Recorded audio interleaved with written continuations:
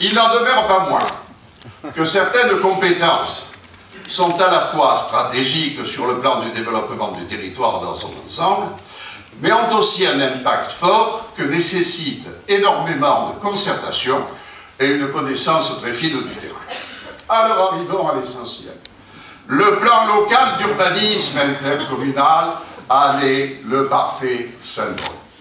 En l'état actuel du droit, tous les EPCI, la métropole devra instruire et adopter un seul PLUI pour la totalité de son territoire.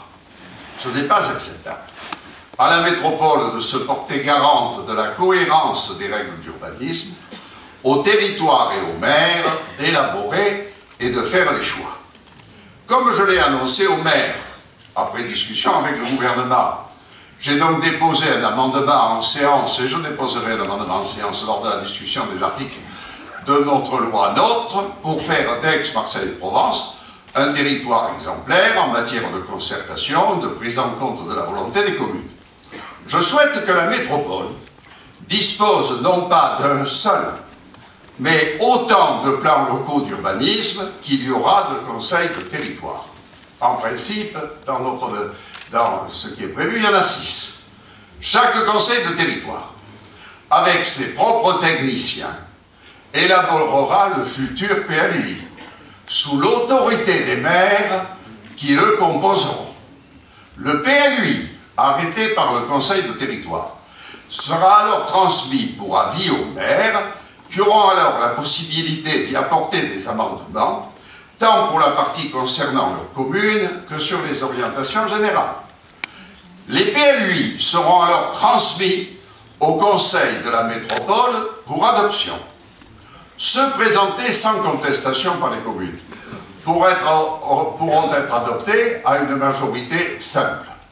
Ceux faisant l'objet éventuel de désaccords avec les communes ne pourront être adoptés contre leur avis qu'à la majorité renforcée des 2/3 du Conseil de la métropole.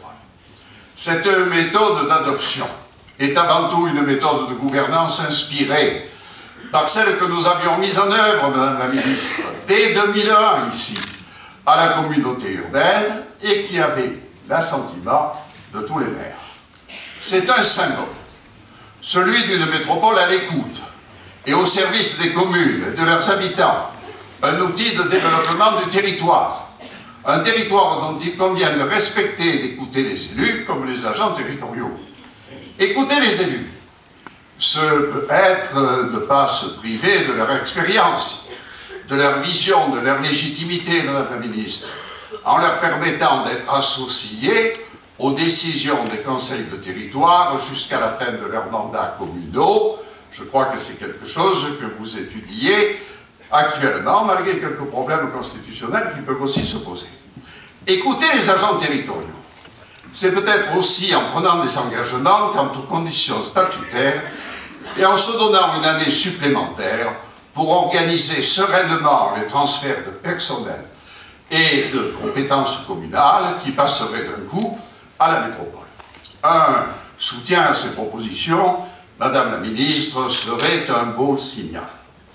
Le signe que le gouvernement a entendu, les inquiétudes des élus locaux comme des populations. Le signe aussi que ce territoire a un avenir. Les projets ne manquent pas. Nous l'avons vu aujourd'hui.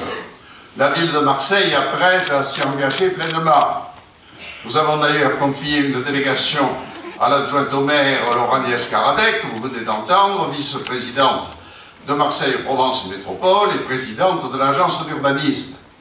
Elle a vocation à être le trait d'union avec l'ensemble des partenaires, et notamment les futurs conseils de territoire, dans une recherche d'un dialogue constructif pour la création de la métropole.